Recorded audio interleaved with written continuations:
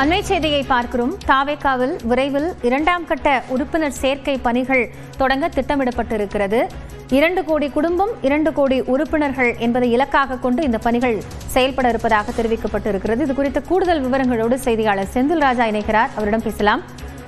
செந்தில், இப்போ ஒரு குடும்பத்துக்கு ஒரு உறுப்பினர் என்ற அடிப்படையில் இலக்க நிர்ணயித்திருக்கிறாங்க தாவேகாவினர். இது சாத்தியமா? என்னென்ன நகர்வுகள் இதுல இருக்க போகிறது? விவரம் என்ன?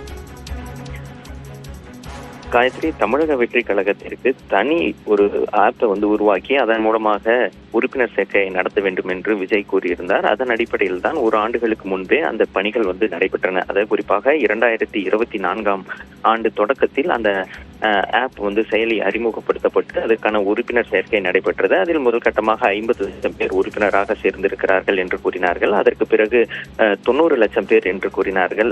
அந்த இலக்கு தற்போது 1,10 லட்சம் என்பதை எட்டி இருப்பதாக தெரிவிக்கிறார்கள். ஆனால் இந்த உறுப்பினர் சேர்க்கை பணியானது இந்த தேர்தல் உள்ளிட்ட பல்வேறு காரணங்களால் நிறுத்தி வைக்கப்பட்டிருந்தது. இந்த நிலையில்தான் அந்த பணிகளை மீண்டும் தொடங்குவதற்கு விஜய் உத்தரவிட்டிருக்கிறார்.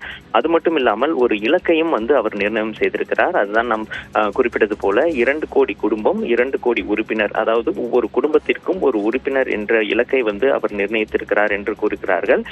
இதற்கான பணிகளை நிர்வாகிகள் செய்ய வேண்டும், விரைவுபடுத்த வேண்டும் என்றும் அவர் அறிவுறுத்தல் வழங்கி இருக்கிறார். குறிப்பாக தமிழகத்தில் 2 கோடிக்கு அதிகமான குடும்பங்கள் உள்ளன. அதில் கட்டாயமாக ஒரு குடும்பத்திற்கு ஒருவர் உறுப்பினராக்க வேண்டும் என்பது ஒரு இலக்காக நிர்ணயிக்கப்பட்டிருக்கிறது. அதற்கான சில அறிவுறுத்தல்களும் வழங்கப்பட்டிருக்கிறது. இது நிச்சயமாக சாத்தியம், நீங்கள் சிறப்பாக செயல்படுங்கள் என்ற அறிவுறுத்தலையும் விஜய் வழங்கி இருக்கிறதா நமக்கு தகவல் கிடைத்திருக்கிறது.